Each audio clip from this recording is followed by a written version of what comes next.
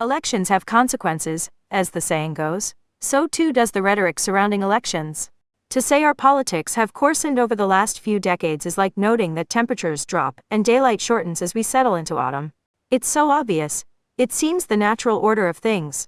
But it's a choice we've made and grown to accept, and even embrace. The most strident among us are lavished with attention. Book contracts, TV ratings, millions of followers on social media.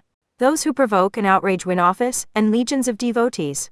As our politics have grown less ideological, a belief in bigger versus smaller government, support for higher or lower taxes, and more theological, the difference between Democrat and Republican has increasingly been cast in terms of good versus evil. Taken to its illogical extreme, the result is violence, like the attack early Friday on Paul Pelosi by an assailant who invaded his San Francisco home in apparent hopes of assassinating his wife, Democratic House Speaker Nancy Pelosi. She was in Washington, with her protective detail. At the time of the break-in, Paul Pelosi, 82, who was bludgeoned with a hammer, was hospitalized and underwent surgery Friday for a skull fracture and injuries to his right arm and hands. Doctors expect a full recovery. Political violence is, of course, nothing new. This country was founded in a revolution, fought a civil war to end the bondage of its black citizens, and has witnessed countless individuals killed for espousing contrary or unpopular beliefs. Those events are part of history. What assaults us today are seemingly endless accounts, one after another, of lawlessness and political vigilantism. Death threats, a plot to kidnap Michigan's governor, self-appointed watchdogs swarming polls and menacing voters, insurrectionists sentenced for invading the Capitol at the behest of a power-mad president. Much of the blame rests on Republican shoulders, as many of the faithful have embraced outlandish and frankly nutty QAnon theories that paint Democrats as a party of devil-worshipping pedophiles.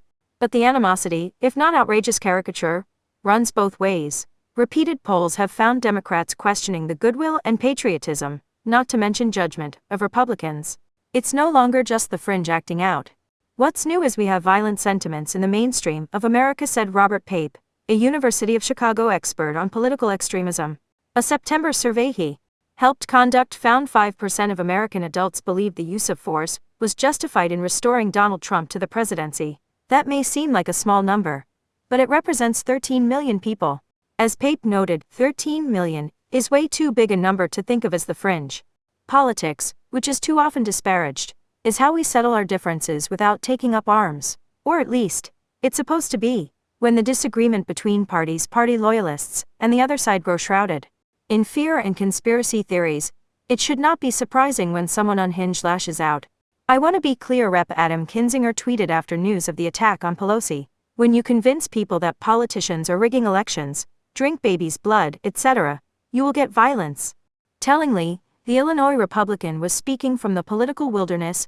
Kinzinger was effectively excommunicated from his party for voting to impeach Trump after the January 6 riot and agreeing to serve on the House committee investigating the attempted coup.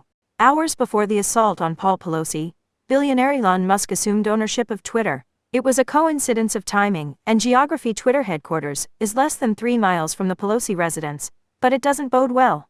The social media site has been a slough of hate speech, disinformation and ad hominem attack, contributing in a major way to the polluting of our politics. Musk has promised to unleash even more vitriol and hostility by raising the gates and lifting the barriers to Twitter's already foul content.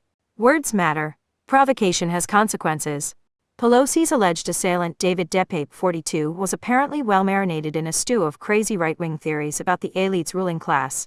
The incitement to violence will stop only when those vested with authority, be it elected office, social media platform or national TV audience, are made to pay a price. The criminal and dangerous will land in court. Those who inspire them must also be held to account.